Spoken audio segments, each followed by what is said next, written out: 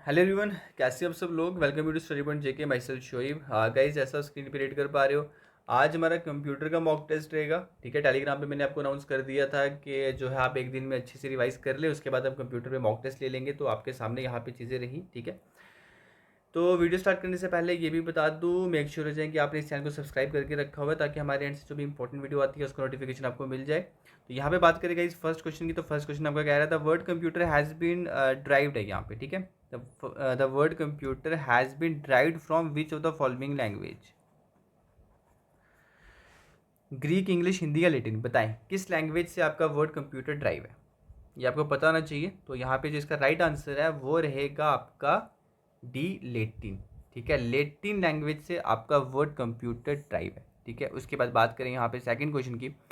Which of the following is the correct order of the four major functions of a computer. ठीक है, ये जो आप यहाँ पे नीचे फंक्शंस देख रहे हो, ठीक है, इनका करेक्ट ऑर्डर बताना है आपको।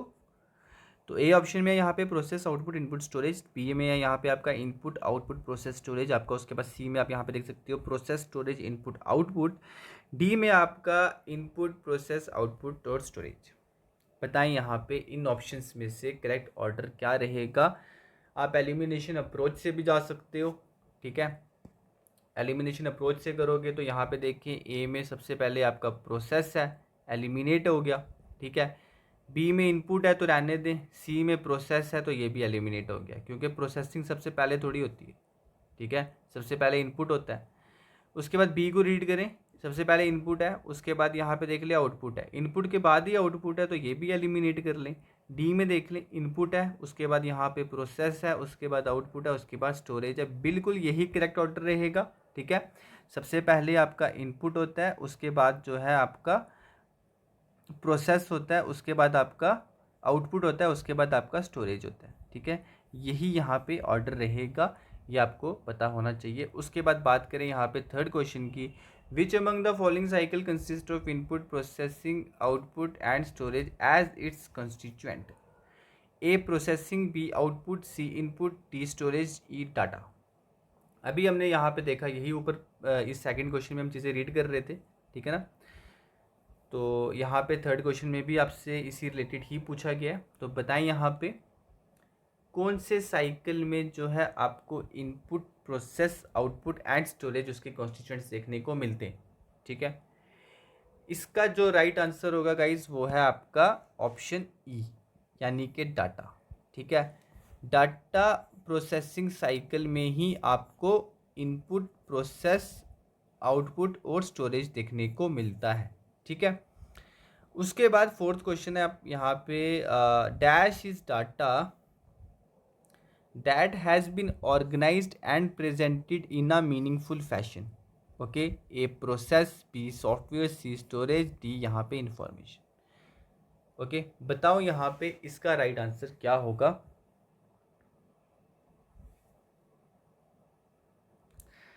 तो गाइज इसका जो राइट आंसर है वो है आपका डी, इंफॉर्मेशन। ठीक है, क्वेश्चन के कीवर्ड्स पे जाओ। यहाँ पे पूछा था ऑर्गेनाइज का और यहाँ पे पूछा था मीनिंगफुल का। तो चीज़ें जब आपको पूछी जाएंगी कि ऑर्गेनाइज फॉर्म में, ठीक है, और मीनिंगफुल फॉर्म में आपका क्या होता है, तो आपका वो डाटा नहीं होता है, आपका वो इन्फॉर्मेशन होता है। ठीक है, डाटा आपका अनऑर्गेनाइज्ड फॉर्म में होता है। ठीक है, इसका कोई भी मीनिंग नहीं रहता है। ठीक है, लेकिन जो आपकी इन्फॉर्मेशन है वो आपको ऑर्गेनाइज्ड फॉर्म में मिलेगी और उसका कोई ना कोई मीनिंग होगा। ठीक है, तो यहाँ पे जो इसका राइट आंसर है वो है आपका इन्फॉर्मेशन। उसके बाद बात करें यहाँ पे फिफ्थ क्वेश्चन की। यहाँ पे बोला गया है second generation of computer was witnessed in the year from. बताएं 1940 से 1956, 1963 से 1972, 57 से 62 या 73 से प्रेजेंट।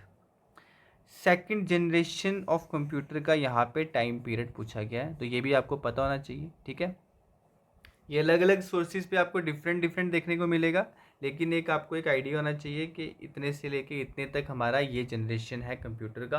तो यहाँ पे बताएं इसका राइट आंसर क्या होगा। तो देखो गाइज, इसका जो राइट आंसर होगा वो होगा आपका सी।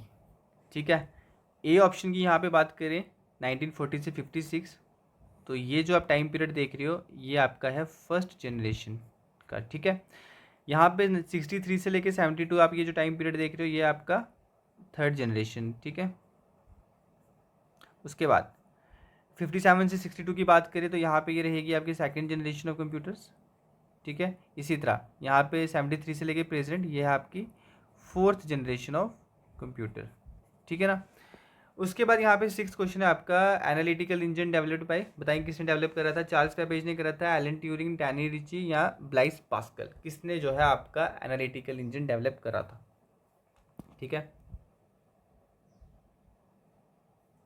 इसका जो राइट आंसर है गाइज वो है आपका चार्ल्स बेबेज, ठीक है। ईयर की बात करें तो 1837, ठीक है। आपको ईयर भी याद रखना है, ईयर पे भी पूछा जा सकता है, यहाँ पे इनका नाम भी याद रखना है, ठीक है।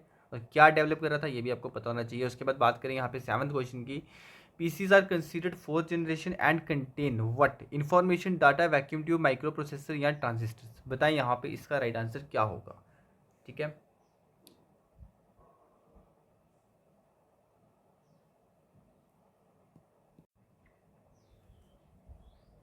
इसका जो राइट आंसर है गाइज वो है आपका डी, माइक्रो प्रोसेसर, ठीक है।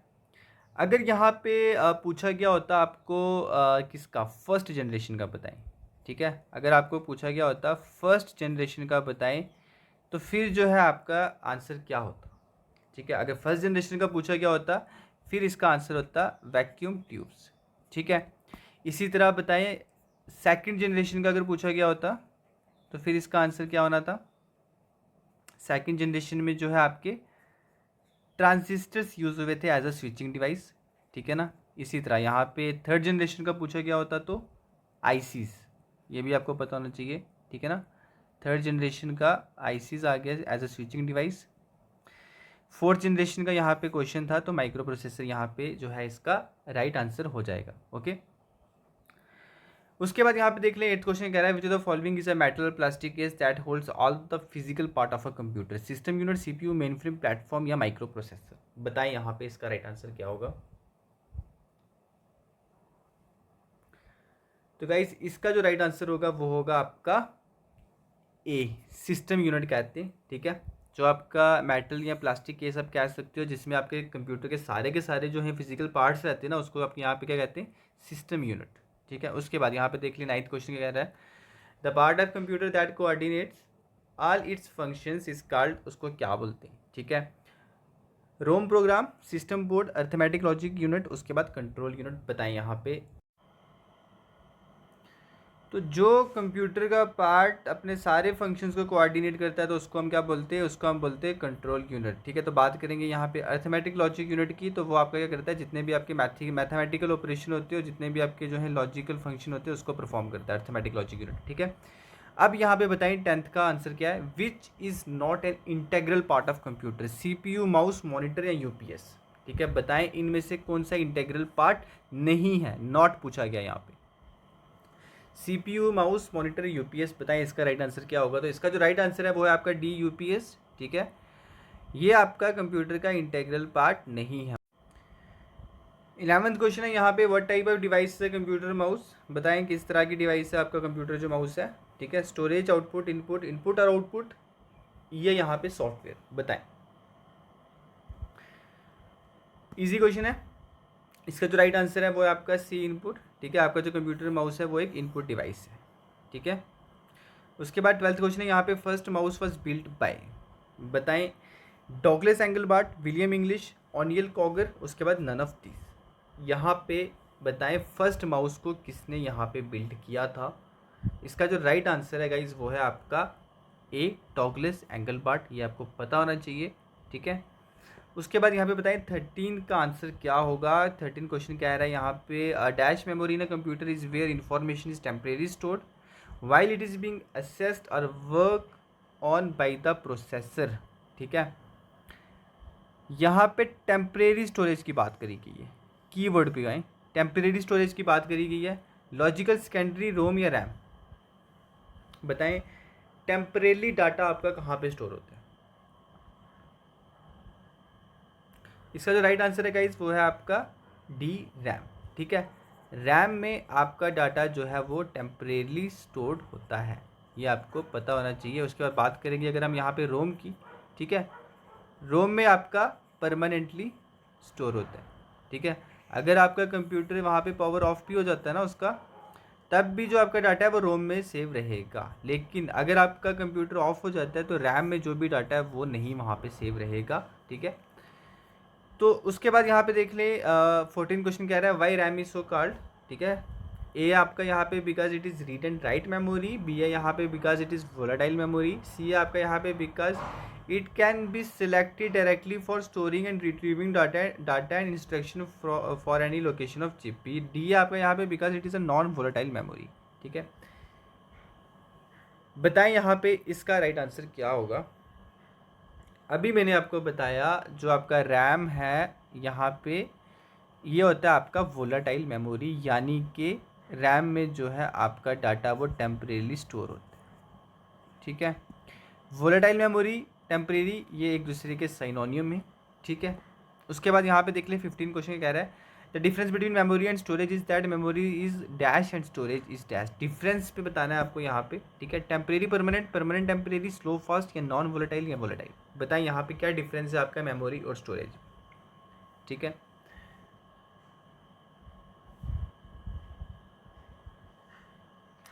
इसका जो राइट आंसर है गाइस वो है आपका ए, ठीक है। टेम्परेरी परमानेंट, जो आपकी मेमोरी है ये आपकी टेम्परेरी होती है और जो आपकी स्टोरेज है ये आपका परमानेंट होता है, ठीक है। जब भी आप किसी फाइल को सेव करते हो ना वो मेमोरी से स्टोरेज में चली जाती है, वो मेमोरी से स्टोरेज में चली जाती है, तो वहाँ पे आपका जो है परमानेंट रहता है, ठीक है। लेकिन मेमोरी में टेम्परेरली वहाँ पे डाटा स्टोर होता है। तो इसका जो राइट आंसर है वो है आपका ए, ठीक है। बात करें यहाँ पे 16 क्वेश्चन की, बताएं यहाँ पे the decimal equivalent of binary number, ठीक है, 1010 ए आपका यहाँ पे 8, बी आपका यहाँ पे 9, सी आपका 10, डी आपका यहाँ पे 11। बाइनरी को आपने क्या डेसिमल में कन्वर्ट करना है, ठीक है। तो बताएं यहाँ पे डेसिमल इक्विवेलेंट क्या रहेगा, इसको आपने पूरा सॉल्व करना पड़ेगा, ठीक है। देखें यहाँ पे जब भी आपको बाइनरी से डेसिमल में जाना पड़े, ठीक है, उसके लिए यहाँ पे क्या करते हैं आप, जैसे आपका यहाँ पे बाइनरी नंबर है 1010, ठीक है, 8421 ये नंबर हमने साइन किए। उसके बाद देख लें 8 हमारा यहाँ पे ऑन है, 8 प्लस उसके बाद हमारा यहाँ पे 2 ऑन है, 8 + 2 = 10, ठीक है। ये हमारा डेसिमल इक्विवेलेंट हो गया। तो देखिए 10 किस ऑप्शन में है, तो 10 है आपका यहाँ पे सी ऑप्शन में, ठीक है। तो सी यहाँ पे हमारा 10, तो यहाँ पे C is the right answer of 16 question. उसके बाद यहाँ पे देख लें 17 क्वेश्चन का कह रहा है विच of the following is software, software बताना है। उसके बाद ऑप्शन है कीबोर्ड, बी इंटरनेट एक्सप्लोरर, सी स्कैनर, डी माउस, ई प्रिंटर। बताएं यहाँ पे इसका राइट आंसर क्या होगा। आसान क्वेश्चन है गाइस, इसमें कोई यहाँ पे डिफिकल्ट है नहीं है, ठीक है। सॉफ्टवेयर का पूछा गया है तो कीबोर्ड ऑब्वियसली नहीं होगा, स्कैनर नहीं होगा, माउस नहीं होगा, प्रिंटर नहीं होगा, इंटरनेट एक्सप्लोरर हमारा यहाँ पे रहेगा सॉफ्टवेयर। तो अगर हम बात करें कीबोर्ड किस तरह का डिवाइस है हमारा, तो ये हमारा इनपुट डिवाइस, ठीक है। स्कैनर इनपुट डिवाइस, ठीक है। माउस इनपुट डिवाइस है हमारा यहाँ पे। तो प्रिंटर की बात करें ये है हमारा आउटपुट डिवाइस, ठीक है। उसके बाद 18th क्वेश्चन है हमारा यहाँ पे dash is the software which is use to do a particular task, operating system, program, data software, data या एप्लीकेशन सॉफ्टवेयर। बताएं इसका राइट आंसर क्या होगा। देखो यहाँ पे बोला गया पर्टिकुलर टास्क का, ठीक है। जब भी पर्टिकुलर टास्क होगा ना तो वहाँ पे आपका एप्लीकेशन सॉफ्टवेयर आ जाएगा, ठीक है। उसके बाद यहाँ पे नेक्स्ट क्वेश्चन की बात करें तो नेक्स्ट क्वेश्चन हमारा यहाँ पे who developed the operating system Linux, started as a project by a student of Finland. A हमारा यहाँ पे बारबरा लिस्को, ठीक है। बी हमारा यहाँ पे है लिनिस टॉरवल्ड, सी है यहाँ पे लियोनार्ड एम एडलमैन, डी है यहाँ पे लेस्ली लैम्पोर्ट। बताएं यहाँ पे किसने लिनक्स को जो है वो एज अ प्रोजेक्ट डेवलप करा था, ठीक है।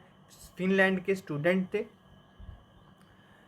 तो इसका जो राइट आंसर है गाइज वो है आपका बी, लिनिस टॉरवल्ड, ठीक है। यहाँ पे लिनिस टॉरवल्ड की बात करें तो इन्होंने 1991 में डेवलप करा था। आपको ईयर पे भी क्वेश्चन आ सकता है, ठीक है। 1991 में डेवलप करा था।